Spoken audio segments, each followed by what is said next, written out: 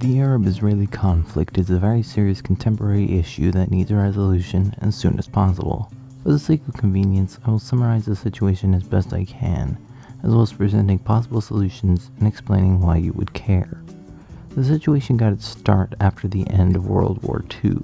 At this time, Israel was known as Palestine, and after a certain crazy person did during World War II, the UN decides that both the Jewish and the Arabs need a land where they can live in peace together. In November 1947, the UN passed Resolution 181, which ideally would have looked like this. But this is as close as they ever got.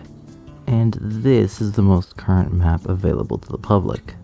But why are these groups fighting? Well, after Yasser Arafat agreed to getting the West Bank and the Gaza Strip, however, the extremist Palestinians wanted it either all or none, and they wouldn't take none for an answer. This led to the creation of Hamas, who would stop at nothing to make sure that they aren't the minority.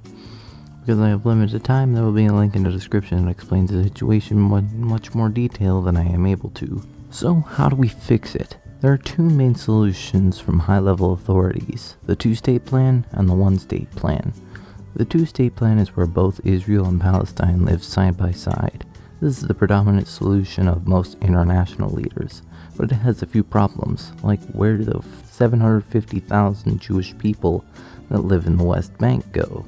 The fact that the Gaza Strip is an unstable place.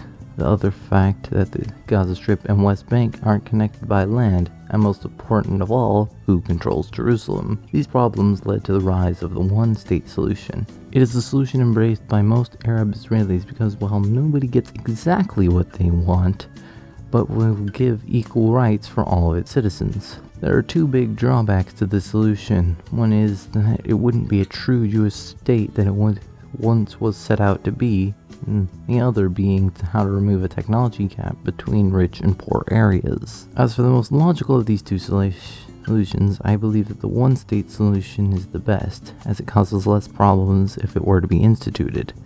As for the two drawbacks that I mentioned, their possible solutions are as follows. While it wouldn't be a completely Jewish state, the Jews would outnumber the Arabs by 1 million. As for the technology gap in between nations, could theoretically be resolved by moving some technology to the less developed areas, and by gradually connecting the two, more and more people can have more advanced technology. So why should you care? It's because of what a certain person did during World War II.